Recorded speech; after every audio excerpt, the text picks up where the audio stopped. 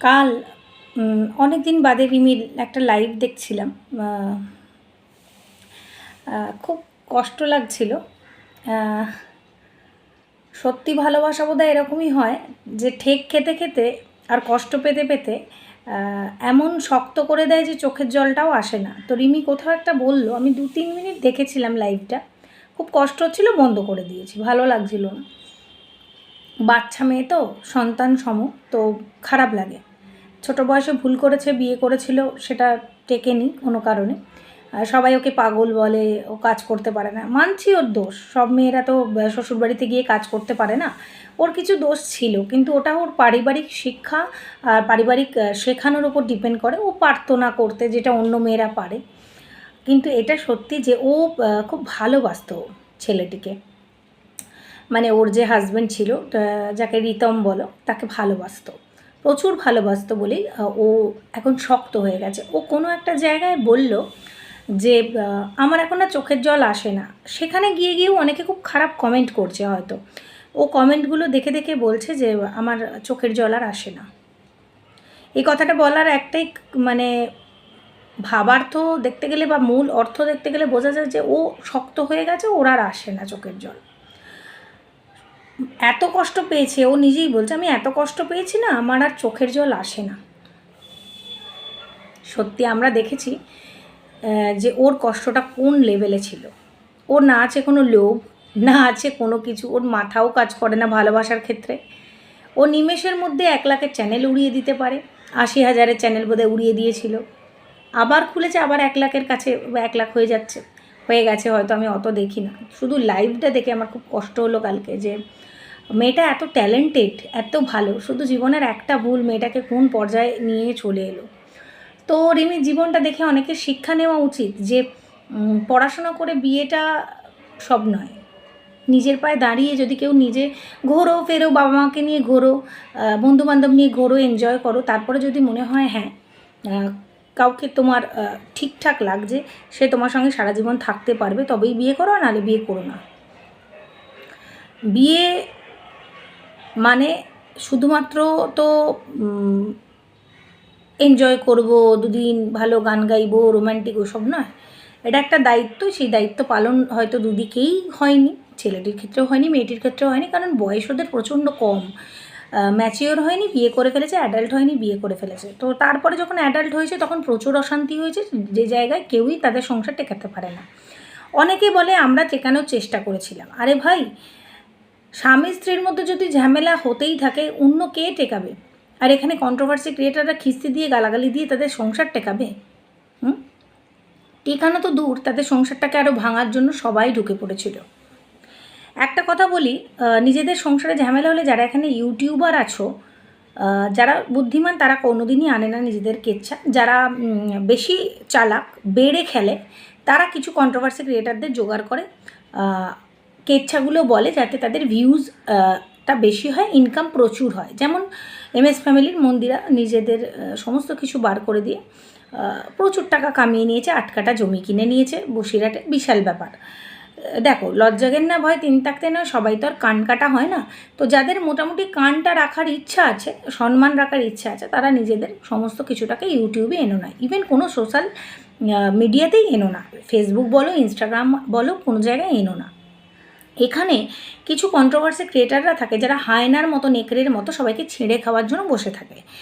কিছু মানুষ আছে যারা সুন্দরভাবে শুধু আলোচনা করে, ভিডিওয়ে যা দেখে। কিন্তু কিছু মানুষ আছে তারা বাড়ি অবধি গিয়ে দিন রাত কে কার পেছনে লাগছে, কার সঙ্গে কার ঝগড়া হচ্ছে, কার বউ কার সাথে পালাচ্ছে, কে কটা ভাতের চাল নিল, চাল কটা ছিল, ভাত কটা ছিল পাতে, সমস্ত নিয়ে আসে। কিন্তু তাদের বাড়িতেই তাদের হাজব্যান্ডরা তাদেরকে কি করে, আর তাদের ছেলেমেয়েরা তাদেরকে কীভাবে টর্চার করে, সেগুলো কিছু বলে না। তো আমি একটাই অনুরোধ করব যে রিমির জীবনটা অনেক অনেক ভালো হোক। ও যে শক্ত হয়ে গেছে, শক্ত মনের মানুষ হয়ে গেছে, এবারে ও জীবনে এগোতে পারবে, এটাই আশা রাখি। সবথেকে ভালো লাগছে এই জিনিসটা যদি অনেক দিন আগে হয়ে যেত, মেয়েটার লাইফটা আরও দাঁড়িয়ে যেত। ছেলেটাকে নিয়ে আমি কথা বলবো না, ও নির্লজ্জ, বেহায়া, এর থেকে বেশি আমি কিছু বলতে পারি না। যে বোঝালেও বোঝে না, আর সবথেকে বেহায়া হচ্ছে ওর বাবা মা। আমি ছেলেটির দোষ দেবো না, ছেলেটির বাবা মা হচ্ছে বেহায়া। এটুকু বলতে পারি। কারণ আমাদের বাড়িতে বা আমাদের সাধারণ বাড়িতে যারা সাধারণ মানুষ, সেলিব্রিটি তো নয়, সেলিব্রিটির বাড়িতে হলেও ঠ্যাঙাবে এরম করলে।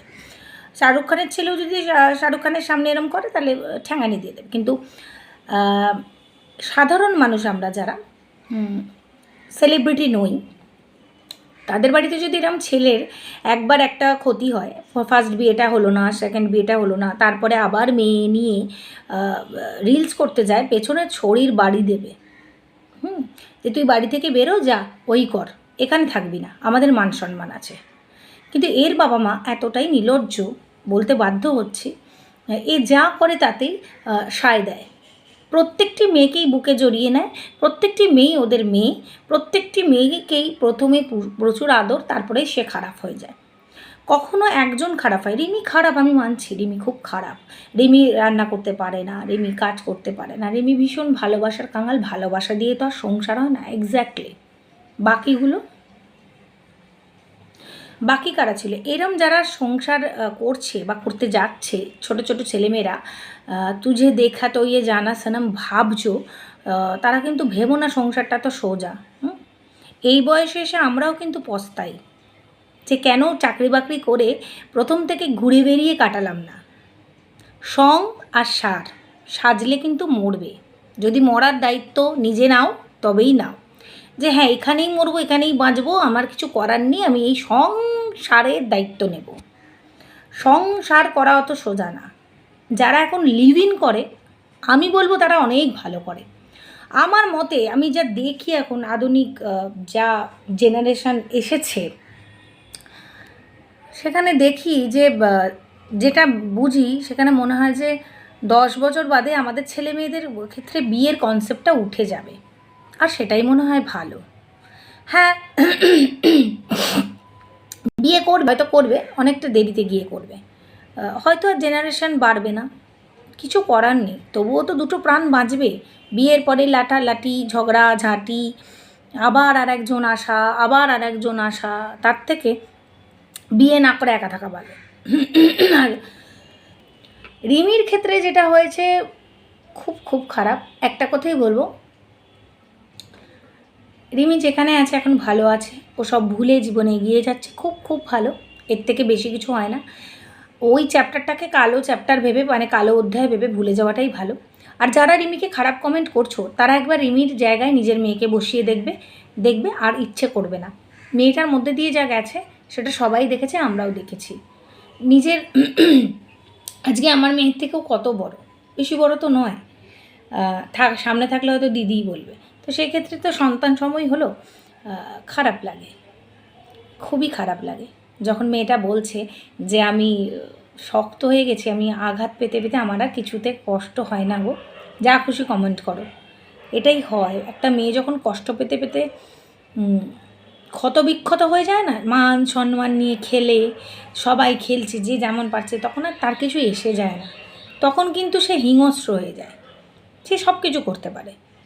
আজকে রিমি কিন্তু অনেক অনেক ট্যালেন্টেড, ও জানে আমি আমার ক্যাপাবিলিটিতে কী করতে পারি। আর সমাজ এসব মানবে না, কী হয়েছে না হয়েছে, সমাজ ট্যালেন্টটাই দেখবে, প্রফেশনাল ক্ষেত্রে ট্যালেন্টটা দেখবে। সমাজ হয়তো, সমাজ বলাটা ভুল, সমাজ ওকে বাজে কথা বলতে পারে, সমাজ তো খেতে দেবে না, ওর ট্যালেন্টটা দেখবে। হ্যাঁ, ও তো কলঙ্ক মেখে নিয়েছে, মেয়েরাই তো কলঙ্ক মাখে।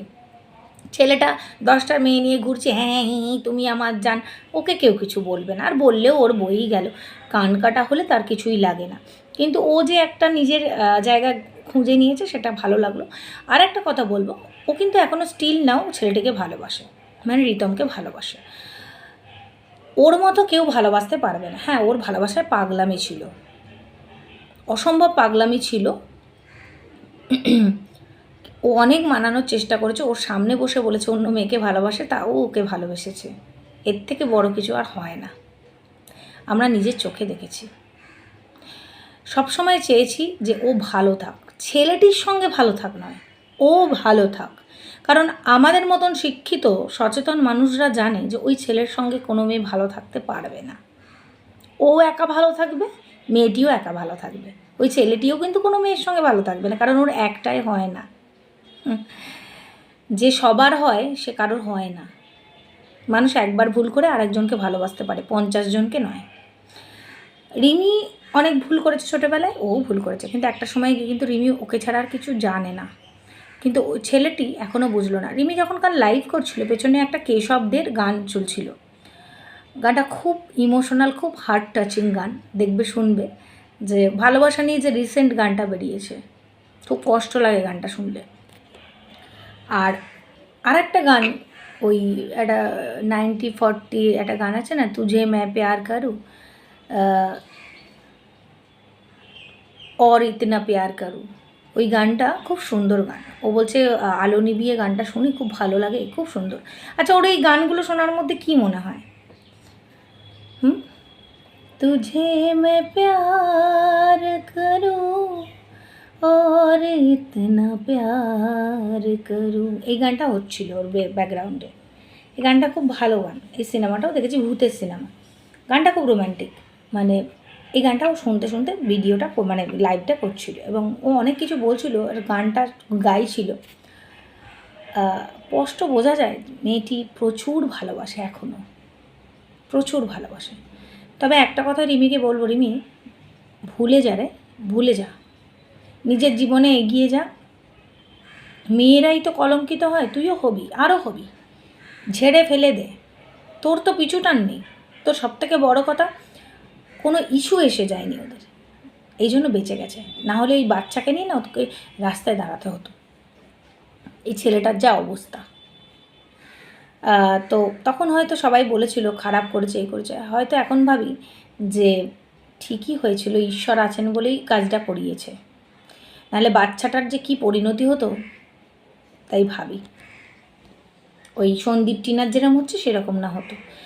তো একটা কথাই বলি, কলঙ্ক তো মেখে নিয়েছিস গায়ে, এবারে ভুলে যা। ওইসব রোম্যান্টিক গান আর শুনতে হবে না, ভালো গান শোন, তোর অনেক ট্যালেন্ট, এগিয়ে যা। রিমির মতো যারা ছোট ছোট মেয়েরা আছো, জীবনে ভুল ডিসিশান নিতে চাইছো, আর নিও না, ভালো থেকো, এটুকুই বলার। খুব কষ্ট হয়, সন্তান সম মেয়ে, মানে মেয়েটি তো সন্তান সম, সন্তানের মতনই খারাপ লাগে। বাড়িতে যদি এরকম একটা ছোট বোন বা ভাইজি এরম থাকতো, নিশ্চয়ই আমাদের চোখের জলই আসতো, তাই না, যে মেয়েটার লাইফটা কী হলো। কিন্তু আমি মনে করি ঈশ্বর যা করেন ভালোর জন্য করেন। ওরও কিন্তু লাইফটা গড়ে যাবে এবার, ও শক্ত হয়ে গেছে তো, ও এবার নিজের লাইফ গড়ে নেবে। কষ্টটা ততক্ষণ যতক্ষণ ও ভুলতে পারছে না, ও ভুলে গেলেই ব্যাস।